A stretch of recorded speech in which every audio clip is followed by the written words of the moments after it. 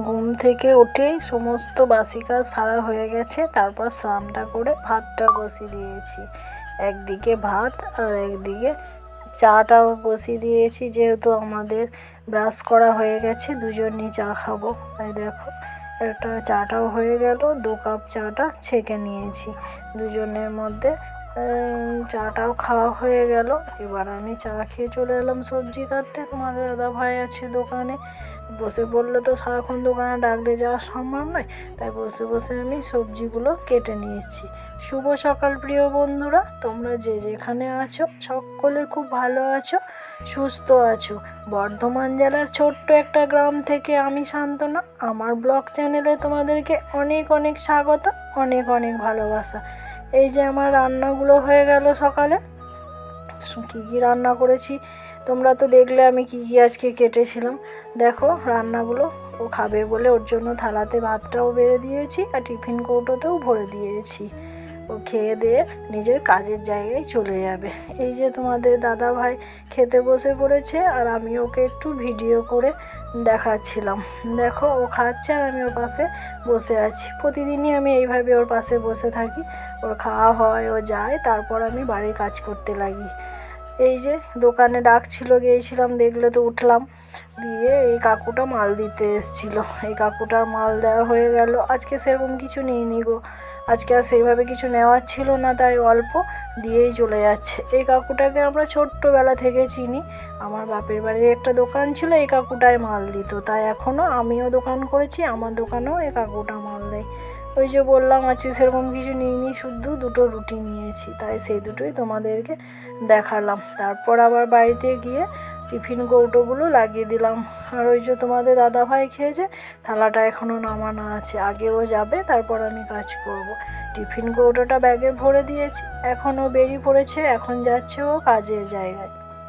দেখতে পাচ্ছ রাস্তায় ধান মেলে, এরকম সারা রাস্তাটাই মেলে গো। আজকে আমাদের বাড়ির সামনেগুলো মেলেনি, অন্য দিন হয়তো আবার মেলবে। তারপর দেখো আমি চলে এসেছি মুড়ি নিয়ে, কারণ আজকে অনেক লেট হয়ে গেছে, আমারও প্রচণ্ড খিদে পেয়েছিল, তাই আমি মুড়িটা নিয়ে খেতে চলে এলাম। একটা আলু সেদ্ধ ছিল, সেটা নিয়েছি, পেঁয়াজ লঙ্কা কুচিয়েছি আর দোকানে একটু চানাচুর নিয়েছি। আজকে আমি ওটা দিয়েই খেয়ে নিচ্ছি। মুড়ি খাওয়ার সেভাবে কিছু করি না, কারণ মুড়ি খাওয়ার তো সেভাবে কেউ থাকে না, কী দিয়ে খাবো, একটু যে সকালে তো রান্না হয়, একটু তরকারি যা থাকে ওটা দিয়েই খেয়ে নিই। সবাই মিলে যেদিন বাড়িতে থাকি সেদিনই মুড়ি খাওয়ারগুলো করি। দেখো মুড়ি খেয়ে আমি চলে এসেছি এই কাজগুলো করতে, যেহেতু রান্না বান্না হয়েছিল সমস্ত কাজই পড়ে আছে। গ্যাসটাও পরিষ্কার করে নিলাম, এবার টেবিলটাকে পরিষ্কার করতে এসেছি। ওই যে ভাত খেলো, আমিও মুড়ি খেলাম, পরিষ্কার করে নিচ্ছি। আর জানো তো তোমাদের দাদাভাই সকালে আমার ঠাকুর পুজোটা করে দেয়, যেহেতু ও স্নানটা করে, স্নান করেই ও কাজে যায়, ওই জন্য ও বলে আমি পুজোটা করে দিচ্ছি, কারণ আমি তো স্নান করে রান্নাটা চাপাই, পুজো করতে গেলে অনেক দেরি হয়ে যাবে, ওকেও তো কাজে বেরোতে হবে, বাড়িতে বসে থাকলে তো আর চলবে না। ওই জন্যই ও তাড়াতাড়ি স্নানটা করে ও পুজোটা করে দেয়। সেভাবে আমি পুজো করি না, একটা দিন করি, বৃহস্পতিবার দিন, সেদিনে সবাই মিলে আমরা একসাথে বাড়িতে থাকি, একসাথে খাওয়া দাওয়া হয়, সবই একসাথে হয় গো, সেদিনটা সত্যি খুব ভালো লাগে। দেখো তারপর মাজুরটা, ওই যে দেখেছিলে সবজি কাটছিলাম না বসে বসে, ওই মাজুরটাকে এখন আমি রেখে দিচ্ছি, রেখে আমি উঠানটাকে ঝাঁট দিয়ে দেবো। উঠানটাকে ঝাঁট দিয়ে নিচ্ছি, সবজির ছাল চিকচিকি অনেক কিছু পড়ে আছে, একটু ঝাঁট দিয়ে পরিষ্কার করে নিচ্ছি। এর মধ্যে আমি অনেকবার দোকানে গেছি, জানো তো সারাক্ষণ না ডাকে তো একটা করে কাজ করি আর ডেকে দেয়, ওই জন্য এভাবে কাজ করতে একদমই ভালো লাগে না। কি করি বলো তো, তোমাদের দাদাভাই চলে যায়, আমিও দোকানে বসে যাই, তারপর যখন 1টা-1:30 বাজে দোকানটা বার করে বন্ধ করে দিই, দিয়া এসে সমস্ত কাজ করি, তারপর ভাত খাই আমি। যেহেতু আমি সকালে স্নান করি, আমার একটা খুব অভ্যাস আছে জানো তো, সকালে স্নান করে নিই, তারপর আমাকে যত সন্ধেই হোক, বিকাল থেকে সন্ধ্যের মধ্যে স্নান আমাকে করতেই হবে, এটা আমার একটা অভ্যাস হয়ে গেছে, ঠান্ডা লাগলেও আমাকে করতে হয়। কি করব বলো তো, অনেক সময় প্রচুর ঠান্ডা লাগে, কিন্তু আমি 2বার স্নান না করলে কোনোভাবেই থাকতে পারি না, আমার তো একদমই ভালো লাগে না। মেয়েদের কী রকম জীবন বলো, সকাল থেকে উঠে শুধু কাজ আর কাজ, সত্যি গো। কিন্তু কেই বা করবে বলো, এখন তো বেশিরভাগ সব একা একা বাড়ি, কে কার কাজ করবে বলো তো। তাও তো তোমাদের দাদাভাই আমাকে অনেক হেল্প করে। আমার একার দ্বারা দোকান আর বাড়ি সামলানো কোনো দিনই সম্ভব হতো না। হ্যাঁ গো, ও আমাকে অনেক হেল্প করে, সত্যি ও খুব ভালো গো। জানো তো, প্রচণ্ড হেল্প করে দেয় বলে আমার অনেকটা কাজ এগিয়ে যায়। এই যে দেখো, গাছটাও মুছে নিয়েছিলাম তখন, সেটা তো দেখানো হয়নি তোমাদেরকে। কলের জলগুলো ভরে নিচ্ছি, আজকে অনেকক্ষণ জল দিচ্ছে, তাই জলটাকে ভরে নিচ্ছি। ভরে নিয়ে ওই যে রান্নাঘরে রেখে দিচ্ছি। দেখো তোমরা, রান্নাঘরে জলটাকে রেখে দেবো। তারপর আবার ওই যে জলের বোতলগুলো, ওগুলোও একটা টাইম আমি ভরে নিয়েছি, সেগুলোকে বালতিটাকেও রেখে দেবো। তারপর এর মধ্যে ছেলে ঘুম থেকে উঠে পড়েছে, উঠে ওর সমস্ত নিজস্ব যা কাজ থাকে সেগুলো সব সেরে স্নান করে ও ভাত খেয়ে কলেজ চলে গেল। ও তো এখন আর বাড়ি আসবে না, তাই ওকে আমি বললাম তুই ভাতটা খেয়ে নে, নাহলে ও সারাদিনও ভাত খাবে না। কি বলবো গো। তারপর দেখো, আমি দোকানেই বসেছিলাম সারাক্ষণ। 1:30 বাজলো, দোকান বন্ধ করে বাড়ির মধ্যে চলে এলাম।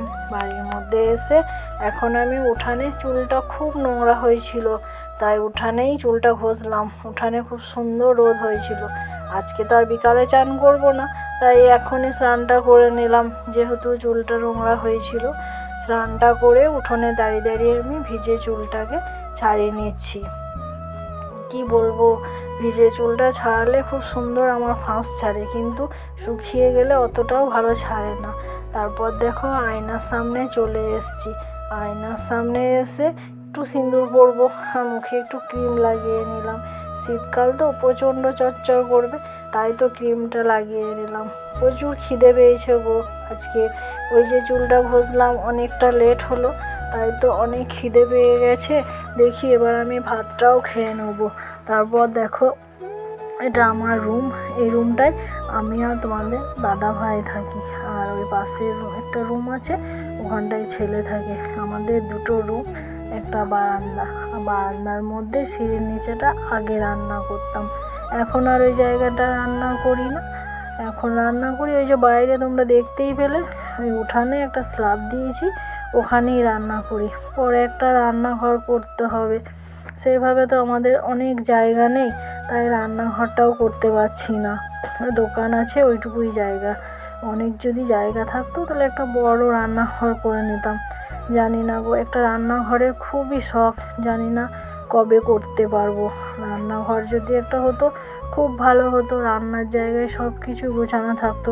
সারাক্ষণ বয়ে বয়ে নিয়ে যেতে হয়, কি করব, এইভাবেই চলতে হচ্ছে, কিছু তো করার নেই। ওই যে দেখো, আমি ভাতটা বেড়ে নিয়েছি, ভাতটা বেড়ে এবার আমি খেতে বসে পড়বো। এই ব্যাগটাই ছেলে এনেছিল রেশন থেকে, চিনি দিয়েছিল, সেই চিনিটা ওখানেই নামিয়ে রেখেছিল, তাই আমি একটু সরিয়ে রাখলাম। অন্য দিন এনেছিল, ওটা ওই সাইডেই রাখা ছিল। তারপর দেখো, খেতে বসে পড়েছি। খেয়ে দিয়ে আমি এখন দুপুরে শুয়ে পড়বো। তারপর উঠে, এখন তো দেখলে ঝাঁট দেওয়া সমস্ত কাজ তো হয়েই গেছে, বিকালে উঠে একটু ঝাঁট দিয়ে দেবো, তারপর আবার দোকান খুলবো। উঠে পড়েছিলাম, দোকানও খুলেছিলাম। এখন সন্ধে হয়ে গেল, তাই আমি চলে এলাম সন্ধে দেখাতে। জামাটা ছেড়ে নিয়েছি, দিয়ে দেখো সন্ধেটা দেখিয়ে নিচ্ছি। সন্ধে দেখানো হয়ে গেলে আমি চলে যাব আবার দোকানে। তোমাদের দাদা ভাই আসবে 8টা, 8:30টায়। তারপর ও দোকানে থাকবে, আমি খাবার তৈরি করব। এখন তো সন্ধেটা দেখিনি, তারপর দোকানেই থাকবো। খাবার তো রাত্রে করব, তো তাড়াহুড়ো কিছু নেই, তাই জন্যই সন্ধেটাই আগে দেখিয়ে নিচ্ছি। তোমাদের দাদা ভাইও আজকে 8টার মধ্যে চলে এসেছিলো, আমার খাবারও করা হয়ে গেছে। এই যে চিকেন, রুটি, আজকে আর সেরকম কিছু করিনি, রুটি আর চিকেন, তার সাথে একটা লঙ্কা। ও ভাত, মুড়ি, রুটি যাই খাক, লঙ্কা ওকে একটা দিতেই হবে, তাই তো দেখো ওকে একটা লঙ্কা দিয়ে দিয়েছি। ওরা দুজন ফোন দেখতে দেখতে খাচ্ছিল, আর আমি টেবিলে খাচ্ছিলাম। এখানেই শেষ করলাম গো, আর বিশেষ কিছু বললাম না।